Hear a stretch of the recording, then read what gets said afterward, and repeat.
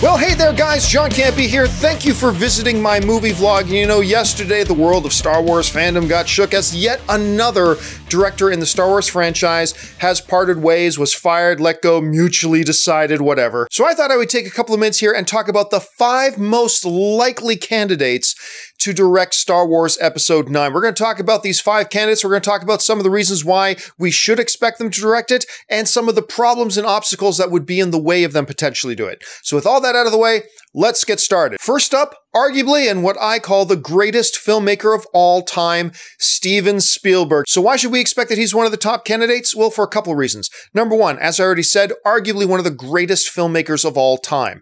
Number two, he has a long professional and personal relationship with Kathleen Kennedy. He has been her boss for many years. Now she's the head of Lucasfilm. To bring in Steven Spielberg to work on something for his friend is not a far stretch. Reason number three, he has a long, storied, and well-known great professional and personal relationship with George Lucas. They've been best friends in the business for decades. Also, as a lot of people know, Steven Spielberg actually did a little bit of work on Star Wars Episode 3, Revenge of the Sith. However, there are some obstacles for Steven Spielberg coming in. Obstacle number one is the aforementioned relationship with George Lucas.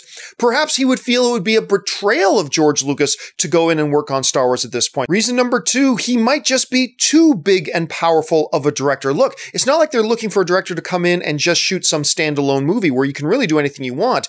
This movie has to fit within a franchise, and that means the director has to follow some rules, and that means it has to be a director that you can at least, impose a little bit of influence on. Steven Spielberg stands above that, and like I said, he has been Kathleen Kennedy's boss before. Can it work the other way around? That might be an obstacle. And obstacle number three is schedule. Look, he's still trying to put the finishing touches on Ready Player One. He is currently shooting another film right now called The Post. He's got to get that ready for a 2018 release date. And then supposedly he's supposed to roll right from shooting The Post into doing Indiana Jones 5. So schedule could be a major problem. Candidate number two we should expect to be announced as the Star Wars Episode 9 director?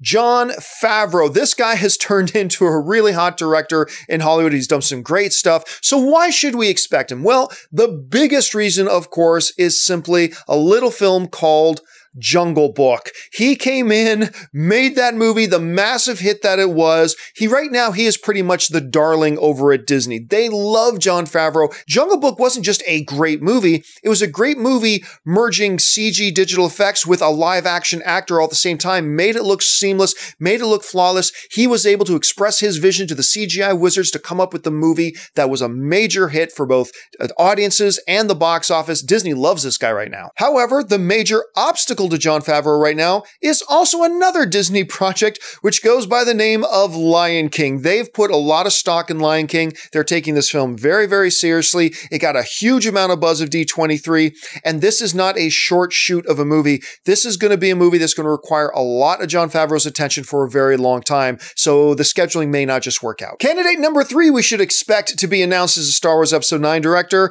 is the great Ron Howard. Now, okay, working in Ron Howard's favor, but why we should expect him to be announced? Number one of the great filmmakers of our generation. He's made a list of great movies too long to recite at this point.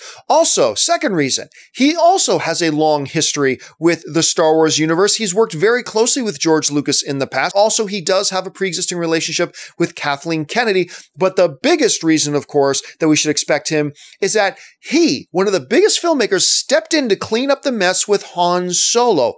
If he's doing as good of a job as we're hearing everybody's reporting that he is, perhaps there was a little bit of an arrangement. Come in and save Han Solo, and we'll give you Star Wars Episode 9. I don't know that. I'm just speculating, but it is feasible. And of course, the big obstacle with any director of the status of a Ron Howard is schedule. According to IMDb, he's got like 5 other projects in the work that he's supposed to be getting to work on pretty soon. He's also got that television series that he's producing and directing some episodes for, Genius. So that could be a problem, but seriously, Ron Howard, keep your eye on this one. The fourth candidate we should perhaps expect to be announced as the director for Star Wars Episode 9 is the director of Star Wars Episode 8, Rian Johnson. Why should we expect it? Well, number one, he's a great filmmaker. You look at his film, he knows how to use great characters and great narrative within great sci-fi. We saw that in Looper. Apparently, everybody loves the work he's been doing on Star Wars Episode 8. We haven't heard any whispers or rumors of any problems or troubles. Everybody just seems to be in love with the movie. All the actors seem to love working with him.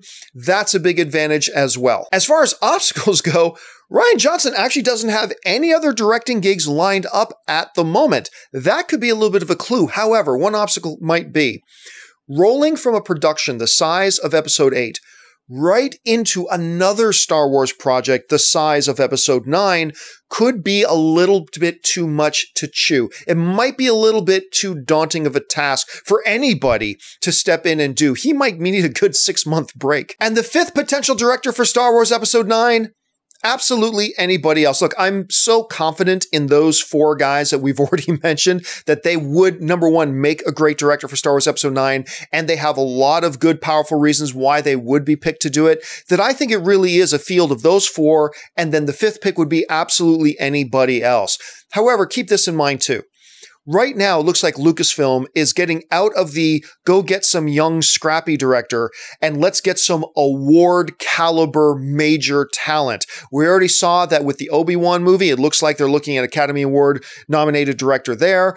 To fix Han Solo, they went out and got Ron Howard. So we should probably expect that if they do get somebody else other than the 4 names I've already mentioned, it will probably be a major name with some major awards buzz behind them. When it comes down to it, for me, my personal belief is that it's going to be one of 2 guys. It's either going to be Ron Howard or Rian Johnson. Again, both of these guys are currently working on Star Wars projects. Yes, Ron Howard does have a busy schedule coming up, but it's nothing that they wouldn't bump for Star Wars. As far as Rian Johnson goes, he's probably the number 1 pick. He's probably the guy to put your money on if you had a betting pool going on as to who would direct Star Wars Episode 9, probably Rian Johnson. But the most important thing here, of course, is what do you think? Which out of these guys do you think would be the actual best director for Star Wars Episode 9? Or do you think it would be that 5th pick? Anybody else? Do you have another name you would drop in there? Jump into the comments section below and let me know your thoughts. Hey, listen, guys, while you're here, take a second, click subscribe, become a subscriber to my YouTube channel. Make sure you're following me on social media, on Facebook and on Twitter, just at Jon Campea. That'll do it for me for now, guys. Thanks a lot for joining me, and until my next video, bye-bye.